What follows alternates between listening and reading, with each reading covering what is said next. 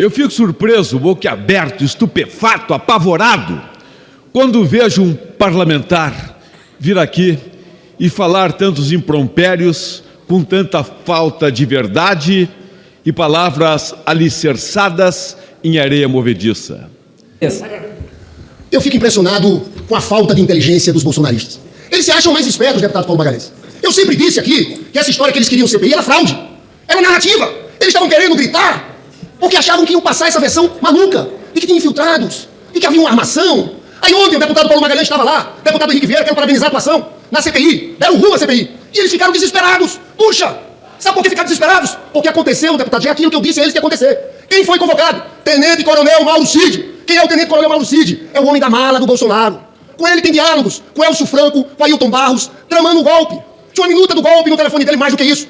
Foi esse Tenente Coronel Mauro Cid que tentou reaver as joias do Bolsonaro. Era o Tenente Coronel Mauro Cid que pagava as contas da Michelle Bolsonaro.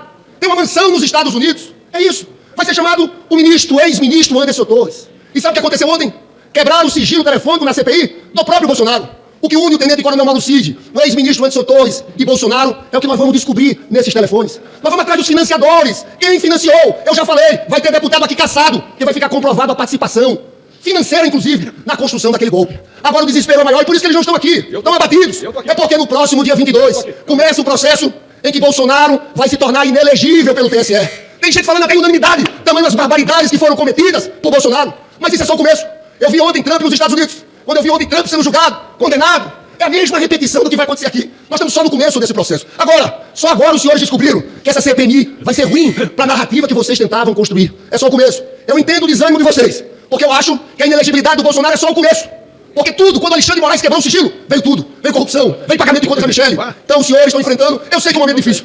CPMI de 8 de janeiro. Governo totalmente contrário, de forma alguma, comprando parlamentares. E diga que não. Comprando para retirar assinaturas. Por quê? Era um pânico. Não poderia vir à tona a verdade do dia 8 de janeiro. Aí, como vazou via CNN aquelas imagens mostrando a verdade, imagens escondidas, camufladas, não teve outra saída a não ser o governo pedir a CPMI. E quando pediu, se armou, formou a maioria, conseguiu a presidência e a relatoria. Essa CPMI hoje é uma CPMI chapa branca, uma CPMI que serve ao governo, uma CPMI formada por capachos. Mas ninguém aqui está triste ou encabulado, como disse aqui. Não, vamos continuar na luta. E o Brasil está vendo o absurdo que aconteceu ontem, quando impediram de chamar para a CPMI o chefe do GSI, o general que lá estava. Esse era fundamental. Não aceitaram. Esse general, ele sim deveria estar preso. E não o Torres, que estava em outro país. Não inocentes, como nós temos, que eu conheço vários. Tem uma senhora que não matou, acho que uma mosca na vida. Não estava dia 8 naqueles atos. E simplesmente foi presa. 3 meses presa e hoje anda com tornozeleira eletrônica como se fosse uma terrorista. Essa CPMI é um dos maiores absurdos da história do Brasil, onde o governo tenta de todas as maneiras encobrir. Não, presidente Gilberto, não foi citado até hoje sequer não tem um infiltrado citado até hoje. Lembram vocês das imagens quebrando aquele relógio doado por João VI? Aquele cidadão era um infiltrado. Alguém fala isso? Não. Chamam aí. Que tem a ver com aquele dia o Mauro Cid? É um absurdo. Como eu já disse várias vezes aqui, estão tentando me convencer que o poste faz xixi no cachorro. Mas eu sei, é o cachorro que faz xixi no poste. Por incrível que pareça, eu tenho que explicar isto, porque está tudo invertido. Anos 70, Silvio Brito, o sucesso era "Tá todo mundo louco, oba". Se fosse hoje, seria um sucesso mega bombástico, porque loucura é o mais efervescente que tem nesse desgoverno Lula. Não ofendo honra e dignidade de ninguém, mas que é um desgoverno, que é comandado por um ex-presidiário, porque quem estava preso e sai do presídio é ex-presidiário, e quem não governa pratica o desgoverno. Essa CPMI não chamo de circo porque saudei há pouco os atrizes circenses e não quero ofendê-los. Grato não, presidente. Olha, Barbudinho! Barbudinho! Olha, tá criando escola, hein, rapaz? Tá criando escola desse lado esquerdo, hein, rapaz? Porque agora, até aquele senhor que não gosta de balança, lá do Ministério da Justiça, passou e se tornou mentiroso. É um mentiroso. Veio aqui, mentiu e disse que não viu nada em 8 de janeiro, quando ele estava lá no local. Que mentiroso, quebrador de balança. Eu vou falar uma coisa, Barbudinho, está criando escola, Barbudinho, porque pensa em mentir. Uma escola de mentira é do lado desse Barbudinho. Pelo amor de Deus. Olha, gente, esse senhor lá da Justiça deveria estar aqui no Conselho de Ética hoje. E o que ele fez? Conseguiu fazer as maracutaias e não veio, não estava presente. Deveria sim, porque ele tem muito a tratar aqui no Congresso Nacional e explicar ao povo quem é esse mentiroso. Que triste, hein? Maranhão! Eu morei no Maranhão. Que pena para os maranhenses terem passado por essa pessoa que prejudicou e afundou mais o Estado.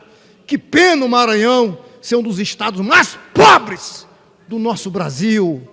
Que pena, fico muito triste. Senhores, senhoras, em especial as senhoras, tratar crianças como trans, pelo amor de Deus, a esquerda envergonha o mundo, não é só o Brasil não, vocês envergonham o mundo. Tratar criança trans, que criança, rapaz? Criança trans, criança é criança. A criança está aprendendo a ler, não conhece o mundo e dizem crianças trans. É uma vergonha, vocês envergonham esse país.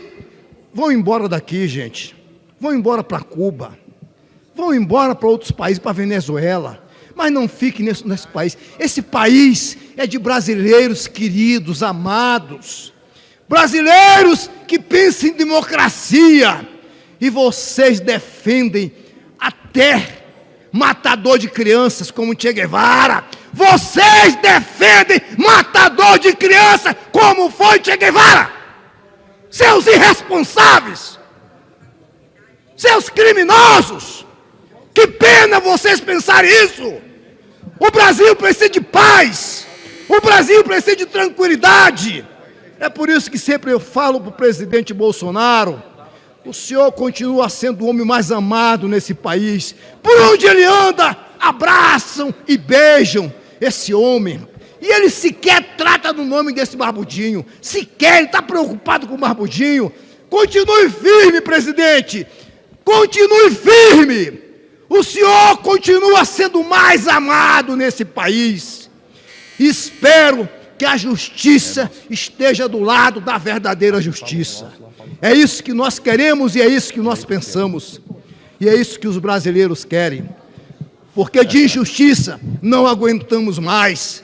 8 de janeiro é vergonhoso para os brasileiros. Quantos estão presos sem nada a dever? Para concluir, excelência, apenas. Saudar vocês. Brasileiros, nós sabemos que a dívida é grande com vocês. Em especial esses que lutaram por uma democracia, pensando no Brasil melhor, e acabaram sendo presos em 8 de janeiro. Olha, gente, está na hora da justiça agir como verdadeira justiça. O meu pronunciamento de hoje diz respeito à nossa CPMI de 8 de janeiro. O Brasil e o mundo precisam saber a verdade.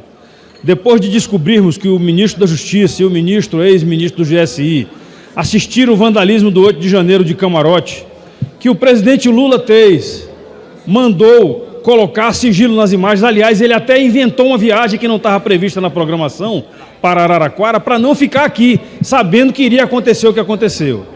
Que essas imagens revelaram a complacência dos membros do governo do PT e que pessoas filiadas a partido de esquerda estavam entre os criminosos e incitadores. A notícia de hoje é que os alertas emitidos pela ABIN foram omitidos pelo responsável do GSI naquele momento. São fatos e revelações que provam que o governo do PT está ainda escondendo algo, como se não bastasse toda a manipulação governista para boicotar a CPMI. CPMI que foi sitiada pelos pares e partidos com código de barra na testa. Ontem já mostrou mais uma intenção leviana de esconder mais verdades sobre o ocorrido de 8 de janeiro.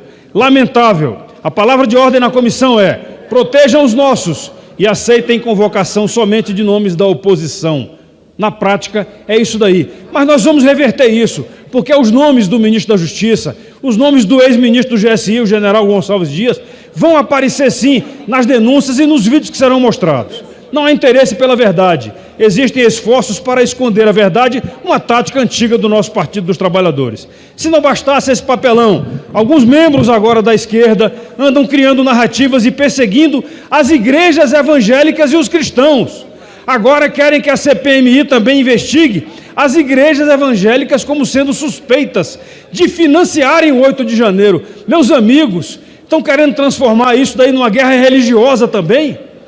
Que história é essa? Que loucura, que insanidade é essa? Que falta de coragem de assumirem as suas responsabilidades. Deputados dessa esquerda apresentaram o requerimento na CPMI para convocar evangélicos que relataram à Polícia Federal terem viajado a Brasília para o ato antidemocrático dito por eles, por meio de ônibus organizados por igrejas. Esse desgoverno tenta esconder e desviar o que eles fizeram. Omissão, responsabilidade.